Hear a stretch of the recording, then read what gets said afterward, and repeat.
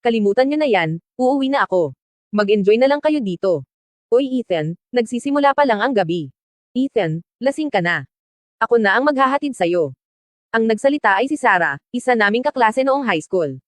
Mula nang malaman niyang nakabalik na ako sa bansa, palihim na siyang naghahanap ng pagkakataong makausap ako. Salamat na lang, huwag na kayong mag-alala. Magpapa-Uber na lang ako mamaya. Nakwento sa akin ng palihim ni Alex na matagal na palang may gusto sa akin si Sarah mula pa noong high school, bagay na hindi ko man lang napansin noon. Sige na Ethan, tumatagilid ka na nga. Hindi pwedeng ikaw lang mag-isa. Hayaan mo na si Sarah ang maghatid sa'yo, di ba? Oo nga naman, nag-aalala lang kami sa'yo. Huwag ka nang tumanggi, wala naman iyon sa akin. Dadaan din naman ako doon eh. Delikado nang mag-Uber ka habang ganyan ang lagay mo. Mas mapagkakatiwalaan mo naman ako kaysa sa hindi mo kilalang driver, di ba? Dahil sa sinabi niya, magiging bastos naman kung tatanggi pa ako. Malapit lang naman ang bahay ko. Salamat sa pag-abala sa paghahatid sa akin ng ganitong oras. Malaking bagay ito sa akin. Nalaman ko na lang pagkatapos na hindi naman pala talaga iyon ang dadaanan niya. Tinawid pa niya ang halos buong lungsod para lang sa pagkakataong makasama ako ng mag-isa. Wala naman po yun, sagot niya habang biglang namumutla sa hiya. Paglapit namin sa pintuan ng gusali ko, nauutol niyang sabi na tila hindi makahanap ng sasabihin. Ano yun? Ano ang gusto mong sabihin? Huminto ako at hinarap siya. Agad na namulan ng husto ang kanyang mukha. Sabado na bukas, libre ka ba? Nagtatanong sana ako kung pwede kitang yayain kumain sa labas. Lalong hamina ang kanyang boses at yumuko siya, hindi makatingin sa akin. Pasensya na, mukhang kailangan kong magtrabaho ngayong katapusan ng linggo, malumanay kong pagtanggi sa kanya. Ayokong magbigay ng maling pag-asa, lalo na't magulo ng husto ang isip ko ngayon. Sa susunod na lang siguro. Ganun ba? Ayos lang naman. Naiintindihan ko, kakabalik mo pa lang naman. Sarah, kung sakaling magkaroon ka ng oras, humihingi talaga ako ng paumanhin, pero wala pa akong balak makipagrelasyon ngayon. Sana huwag mo na akong pagtuunan ng pansin. Sayang lang ang oras mo sa akin. Sa totoo lang, katulad lang din niya ako, alam na imposible, pero inaalay pa rin ang buong puso, umaasang matutunaw ang yelo kahit na napaka-imbesible. Ngunit hindi pwedeng itayo ang pag-ibig sa utang na loob. Masyado ng gabi. Umuwi ka na at magpahinga. Bahagya akong tumanggo at humarap papasok sa gusali. Ethan. Tawag niya mula sa likuran ko. Hindi ako susuko. Ilang taon na akong hindi sumusuko, at hindi ako actress dahil lang sa sinabi mo.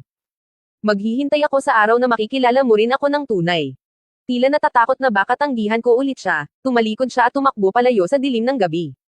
Pinanood ko ang kanyang papalayong anino at napabuntong hininga na lamang nang walang magawa. Pagkabukas ng pinto ng elevator, sumalubong sa akin ang matapang na amoy ng alak kaya napahuhok ako. Kusa kong tinapan ang aking ilong at nang tumangala ako, nanigas ako sa aking kinatatayuan. Si Chloe iyon. Nakaupo siya sa malamig na semento sa tapat mismo ng pinto ko, napapaligiran ng mga walang laman na bote ng alak. Magulo ang kanyang buhok, nagkalat na ang kanyang kolorete, at mukhang napakasama ng kanyang kalagayan. Nagkunot ang aking noo sa gulo sa sahig. Ilan ba ang ininom mo?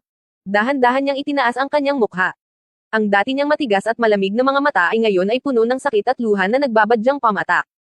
Ang kanyang kaawa-awang anyo ay tumagos ng diretso sa puso ko, dahilan upang manikip ito ng matindi. Sino yung babaeng naghatid sa'yo? Tanong niya habang halos marinig ko na ang pagkabasag ng kanyang puso. Magkasama na ba kayo ngayon? Kahit malabo na ang kanyang paningin dahil sa luha, pilit pa rin niyang idinilat ang mga mata, sinusubukang basahin ang aking ekspresyon. Wala naman sana akong balak magpaliwanag, pero matigas ang kanyang ulo at naghihintay ng sagot. Kaklase lang namin dati. Wala nang iba pa. Lasing ka na at malamig ang sahig. Hatid na kita pa uwi. Bitawan mo ako. Sigaw niya habang tinatanggal ang kamay ko. Bakit Ethan? Ano ba ako sa'yo? Masaya ka ba na nakikita mo akong ganito? Ganito ka ba kawalan ng awa? Kumuha si Chloe ng isang bote at itinaas ito na parang ibabato sa akin. Matagal na niyang itinaas ang kamay na nanginginig, ngunit sa huli ay bumagsak na lang ito ng walang lakas at tuluyang ibinaba ang bote. Matapos umiyak ng ilang minuto, pilit siyang tumayo, diretsong pumasok sa elevator nang hindi na muling tumingin sa akin. Dahan daw ang sumara ang pinto habang nakatayo lang ako doon hanggang sa tuluyan na siyang mawala sa paningin ko. Gusto ko sanang sabihin sa kanya, na hindi rin naman kita makalimutan. Ngunit masyado siyang nagmadaling umalis para marinig ito, o makinig man lang. Sa totoo lang, duwag ako. Ang pagmamababang loob na iyan ay nakaukit na sa buto ko kahit ilang taon na ang lumipas. Siya ay parang isang reyna, at anong karapatan ko para humingi ng pangalawang pagkakataon? Chloe, alam mo ba kung sino ako? Ako ang dating kasintahan na muntik ng ikamatay ka. Nakakainis, napakabastos at napakawalang hiya ko talaga. Biglang damyugo ang aking ilong at tumulo sa malamig na sahig. Nakatayo lang ako habang nakatingin sa patak ng dugo, habang ang isip ko ay bumabalik sa nakaraan. Ika-23 na kaarawan ko noon. Sa harap ng libu-libong estudyante at guro, tumayo si Chloe sa gitna ng ilaw na may hawak na bulaklak at inamin ang kanyang pag-ibig sa akin. Hanggang ngayon, kapag naaalala ko ang kanyang pangako, napapangiti pa rin ako. Habang buhay, anuman ang mangyari, ako si Chloe Sterling ay mamahalin lamang si Ethan Miller. Niyakap niya ako ng napakahigpit na tila gusto niyang maging iisa na lang kami. Sa napakaraming gabi na nagigising ako mula sa bangungot, dahan-dahan niya akong yayakapin at ibubulong, ayos lang yan, nandito ako. Paprotektahan kita. Hindi ko hahayaang dalhin ka ng mga halimaw sa panaginip mo. Ang marinig iyan ay laging nagbibigay sa akin ng matamis na ngiti. Noong naghiwalay na kami, tuwing inaabot ko siya sa dilim at ang marahang kawalan lang ang aking nahahawakan, doon ko napagtanto na ang mga sandaling iyon ay panaginip na lamang dulot ng labis kong pangungulila. Pero ano pa ang magagawa ko? Duwag ako. Hindi ko nasabihin sa kanya kung gaano ko siya namimiss. Makasarili rin ako, kahit noong nasa ibang bansa ako at halos wala na akong maipambili ng pagkain, hindi pa rin ako naglakas loob na umuwi. Takot akong makarinig na ikakasal na siya. Dahan-dahan akong tumayo para kumuha ng tubig nang biglang tumunog ang telepono ko sa mesa. Matapos sandaling pag-aalinlangan, sinagot ko ito. Hello. O sinagot niya. Hello. Ethan ba ito? Kaibigan po ako ni Chloe. Salamat naman po at nasagot mo. May hindi magandang nangyari po. Kailangan niyo pong pumunta agad. Hindi namin alam kung ano ang pumasok sa isip niya, pero bigla na lang siyang uminom ng uminom kahit anong pidgel namin. Mahigit 12 dosenang bote na ang ininom niya at tuluyan na siyang nawalan ng malay. Nagkatatakda pa rin ang mensahe niyo sa telepono niya. Kahit tulog siya, paulit-ulit niyang binabanggit ang pangalan mo. Parang 1,000 beses na niyang nasabi ang Ethan. Lalong humigpit ang hawak ko sa telepono. Pagdating ko sa bar, sinalubong ako ng kaibigan niya. Diyos ko, buti na lang nakarating ka. Halika na mabilis, paulit-ulit kanyang tinatawag, paus na nga siya kakasigaw ng pangalan mo eh. Bakit? Bakit nakatayo ka lang dyan? Wala naman po. Pagpasok ko sa pribadong silid, nakita ko si Chloe na nakasandal sa sofa. Tuluyan na siyang nawala sa sarili, natatakpan ng mahabang buhok ang kanyang mukha. Kahit tulog na lasing, mukha pa rin siyang payapa parang isang sugatang pusa. Pasensya na po sa abala ngayong gabi. Ako na po ang maghahatid sa kanya pauwi.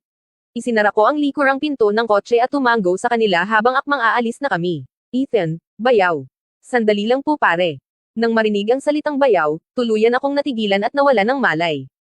Alam naming biglaan ito, pero sinabi sa amin ni Chloe na ikaw lang ang mahal niya, at ikaw lang ang pwede naming tawaging bayaw. Hindi naman niyo man lang tinanong ang pangalan ko noon, tapos ngayon bayaw na ang itatawag niyo sa akin. Huwag naman po, hindi ko po kaya iyon. Hahaha. Hindi na namin kailangang itanong pa ang pangalan mo eh. Wala nang ibang binabanggit si Chloe kundi ikaw. Ethan ito, Ethan iyan, hahaha. Sobrang mahal ka talaga niya. Plano na nga niyang ipanggalan ang magiging mga anak niyo balang araw eh. Sa totoo lang Ethan, hindi na namin tinanong kasi parang nabibingi na kami sa pangalan mo sa tuwing magkukwento siya. Kaya naman pala, sinadya pala talaga ni Chloe na huwag kayong magtanong. Alam niyang sensitibo ako kaya ayaw niyang bigyan ako ng presyon o mapahiya ako. Sa totoo lang, gusto ka talaga namin eh.